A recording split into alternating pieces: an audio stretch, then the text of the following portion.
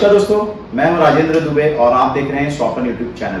काफ़ी दिनों से हमने वीडियो यहां पर बनाया नहीं था क्योंकि आप सारे लोगों को बताते हुए बड़ी दुख का समाचार है कि मेरे पिताश्री जो थे वो उनका स्वर्गवास हो गया और उसी सिलसिले में हम काफ़ी परेशान थे, चिंतित थे, जिसकी वजह से वीडियो हम नहीं बना पाए। लेकिन अब सारा चीज़ हो चुका है, इसीलिए हमने सोचा कि फिर से हमारी जो दिनचर्या है वहाँ पर हमें आना ही पड़ेगा। और सारे व्यूअर जो काफ़ी दिनों से वेट कर रहे हैं कि पंडित जी का वीडियो आया नहीं है, तो आज हमने सोचा कि आज से हम शुरू करेंगे। और आज हम जो वीडियो लेकर के आए हैं आप सारे लोगों के लिए, हम काल सर्प की बात करेंगे और वो श्रृंखला जो हमारी रुकी हुई थी कि चतुर्थ स्थान तक राहु रहेगा तो कौन से नामक काल सर्प की उत्पत्ति होती है।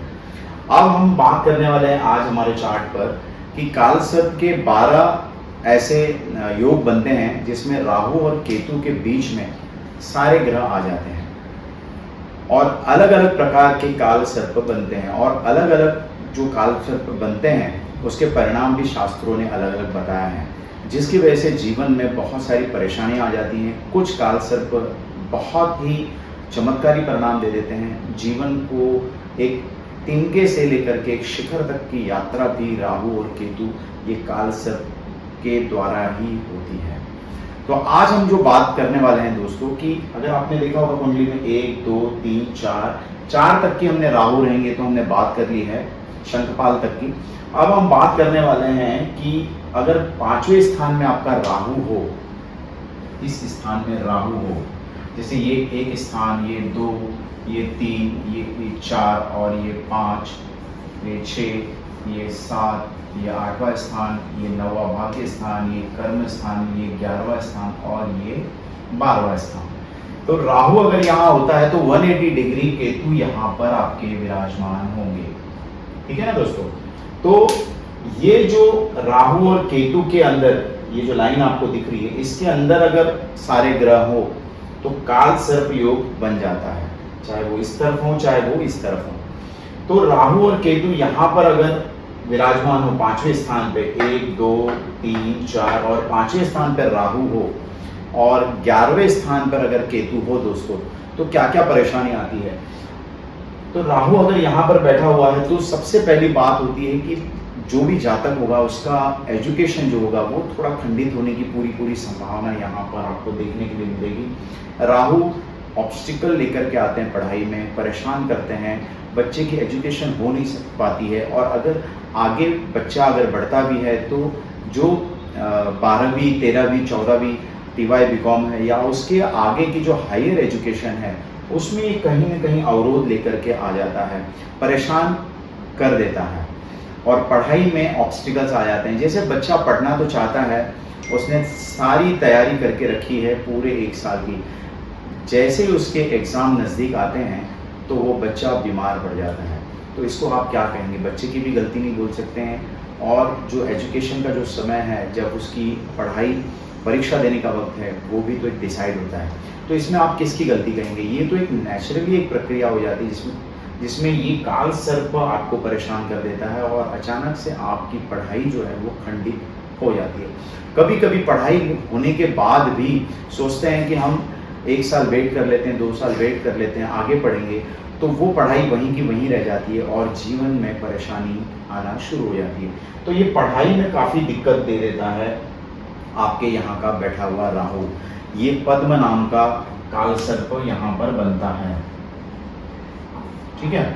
अब इसके साथ साथ में आपको दूसरी परेशानी जो आने की संभावना बनती है कि शादी होने के बाद में जब एक जीवन चलता है तो व्यक्ति शादी करता है, शादी होने के बाद में बच्चों की उत्पत्ति होती है। तो कहीं ना कहीं अगर फीमेल है या मेल है तो फीमेल की अगर ये पत्रिका है, राहु यहाँ पर है, केतु यहाँ पर है और काल सर्प योग पद्म नाम का बन रहा है, इस काल सर्प को पद्म नामक योग कहते हैं। पद्म नामक काल सर्प में जो भी जातिका होगी उसको बच्चे होने में दिक्कतें आने की संभावनाएं बनती हैं, बच्चे में विलंब हो जाता है या फिर बच्चे संतान पैदा होकर के नष्ट होती हैं, मिसकैरेज हो जाते हैं, बार बार मिसकैरेज हो जाते हैं, जिसकी वजह से मानसिक त्रास आपको हमेशा बना रहता है।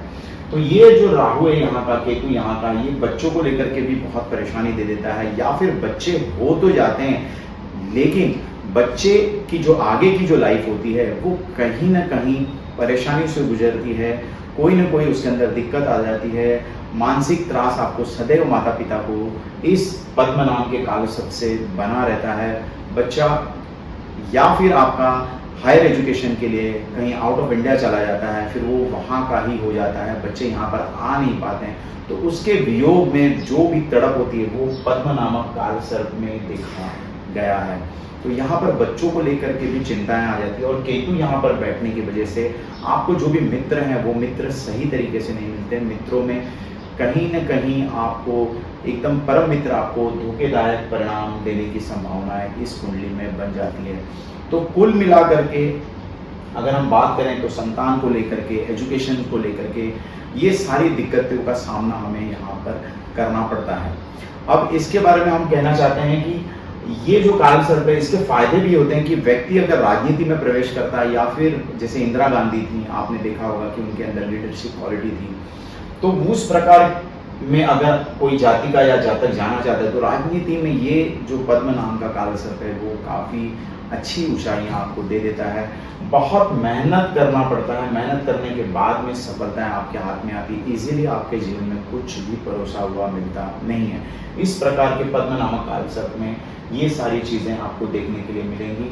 और सबसे बड़ी बात होती है कि जो हायर एजुकेशन है उसमें कहीं ना कहीं ये राहु आपको परेशान कर देगा, केतु ये परेशान कर देगा, बच्चे होने में दिक्कतों का सामना करना पड़ जाता है। बहुत मेहनत करने के बाद में सफलताएं आपके हाथ में आती हैं।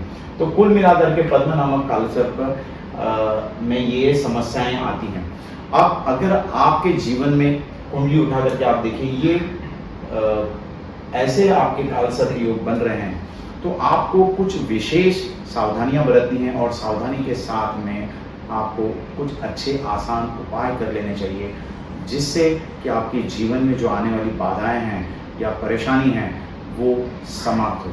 तो आइए, अब हमने आपने लिया होगा कि पद्म नामक में क्या क्या परेशानी आती है, क्या क्या दिक्कतों का आपको सामना करना पड़ता है। अब हम बात करते हैं कि इसके साधारण से उपाय क्या हो सकते हैं। तो सर्वप्रथम जो उपाय है उसमें आपको सोमवार का भगवान शिव का आपको उपवास करना चाहिए। एक टाइम आप खाना खा सकते हैं। शिव भगवान का उपवास आप अवश्य ही आपको करने से ये जो पद्म नामक काल सर्प है इसमें आपको बहुत ही लाभ होने की संभावनाएं बनती हैं।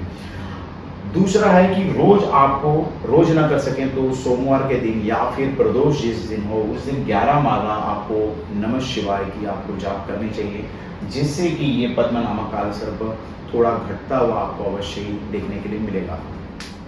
तीसरा नंबर का उपाय आता है, एक आपको कॉपर का पात्र लेना है, उसके अंदर पूछा डालना है, थोड़ा सा दुर्वा डालना है। ये दोनों चीज़ें पानी के अंदर डाल करके आपको पीपल को वृक्ष में जा करके शनिवार वाले दिन आप उस पीपल को पानी से आपको सींचना चाहिए। दोनों वस्तु उसके अंदर अवश्य ही आपको डालना है।